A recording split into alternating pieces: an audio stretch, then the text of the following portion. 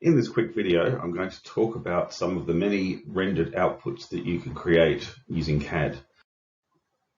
Some of these are marketing or photography derived terms, such as the hero shot. The in-context shot is probably more of an industrial design perspective, as well as cutaway views which give an idea of what's happening inside the product. We also have detailed views that will focus on one particular aspect of the product. And then we have exploded views that give an idea of how the product is put together. So the hero shot is a very well-established marketing term. It's used in product photography. The main aim of the hero shot is to give the best possible indication of what this product is going to look like, and is typically a close-up shot showing just the product. So it's usually not in context, although it can be, but the main aim of the hero shot is to just show the product.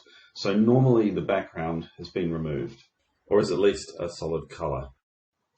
The idea behind this is to give absolute maximum detail so you can see as much of the product in one single image as possible. And to get this right, lighting is absolutely critical. The hero shot should make the product look as good as it possibly can. The in-context shot, by comparison, focuses more on the background and the way that a product is going to be used than the product itself. Quite often the product is actually quite small and it's a little bit hard to see, but what's more important is that it shows the way in which a product is going to be used and a typical environment in which it's going to be used. Quite often these in-context shots are also used for marketing, and they're used to create an emotive desirability for a product. These are often difficult to get right just using CAD because it's difficult to get the lighting right in the photograph and in the CAD model, but it's especially difficult to get things like shadows to fall in exactly the right place on the photograph. And this is where Photoshop is very useful because it's important to get the best possible image. It doesn't really matter how we manage to get that image.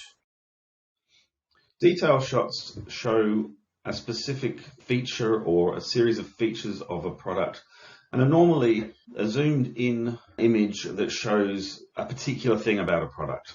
It shows how the product functions, it shows where the controls are laid out, and gives an idea of some of the detail of a product. Quite often the detail shot is a marketing emotive image that creates an impression of the product rather than showing a lot of detail about how the product works. So this is another reason for creating a detail shot for marketing purposes. For design purposes, generally we use a detail shot to just emphasize a particular component. The section view, which is otherwise known as the cutaway view, is a view that shows the internal components in an assembly with cuts through various components strategically placed so that you can see the various internal components. Now, one of the traditions that's fairly long held and probably has stayed because it makes a lot of sense is to make every one of those cuts in red. Traditionally, it's always been in red for some reason, and this gives you an ability to then quickly see where the cuts are and visualize what it would look like if it wasn't cut. The best way of doing this in CAD is to use an assembly cut feature. It's also possible to cut individual components, but I'll show you more about that in a moment.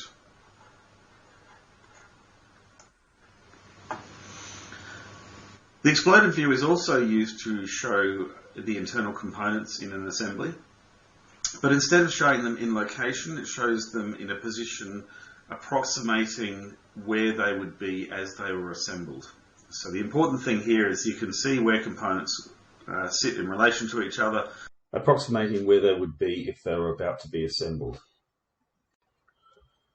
Linked lines or explode lines are another convention that's quite often used. These lines help visualize exactly where the components are going to be located. This can be done automatically in SolidWorks, but unfortunately it doesn't translate through to the rendered image, so it's often best to add them on manually. To add in linked lines or explode lines in SolidWorks is relatively easy. You go to the exploded view right click on Exploded View, go down to where it says Smart Exploded Lines, click on that, and it will automatically put in exploded lines for all the components. You can select which components you want to have explode lines attached to. You can edit those explode lines later as well, so you have full control. But unfortunately, as I just mentioned, this doesn't follow through to any rendered view, so if you want to have these explode lines in a rendered view, you need to add them in manually. So I'll show you how to create section views in SolidWorks, and as always there are more than one way of achieving this. The simplest way I'll show you first, which is using the section view command. If you click on that, it will select a plane that will create the section view. If you look in section 1 here, you can select the various different planes by clicking on them here. You can also change the position of where you want that cut to be by just dragging it into the position you want. You can rotate the view to whatever angle you want as well. So you can select a flat plane like that. There's an option here to keep the cap color. So if you select that and then go down to where it says Edit Color, you can then select red. It's not essential that it's red, but as I said before, it is one of those traditions that has been around for a long time. So with this, you can also select more than one section. So if you wanted to cut away more components, you can cut away a couple of sections there. You can actually cut away 3 sections if you want. So then you end up with a fair bit cut away. I don't think this is the best way of making section views, because typically we'll want one cut. Now, you don't always have to select all the components. You can actually section by components. So if you select this one, you can select which components you don't want to be cut. And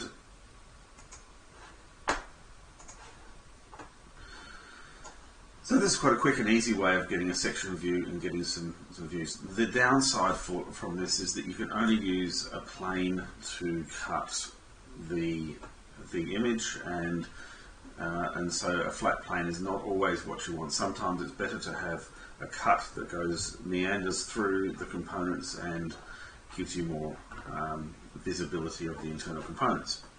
There are 2 ways to do it. We can open up each individual component and make a cut through that individual component, and then those cuts will belong to the components, or we can do a feature known as an assembly feature. So to do that, we can create a sketch, easiest on the top plane because I want to have a more or less vertical cut. So I'll create a sketch here. I'm just going to use a spline to cut through this because, as I said, that way we can create a more interesting curve that we have a lot more control over where it cuts through the assembly. If we then go to Assembly and select Assembly Features, we can go Extruded Cut. And in this case, I'm going to cut through all in both directions. If I look at the feature scope here, I've got the option of selecting which components I want to cut through, which ones I don't. I want to have selected components, but I'm not going to auto-select. I'm going to just select a couple of these components to cut through and hit OK. And what it's done is now cut through the components I've selected and left all the other components uncut.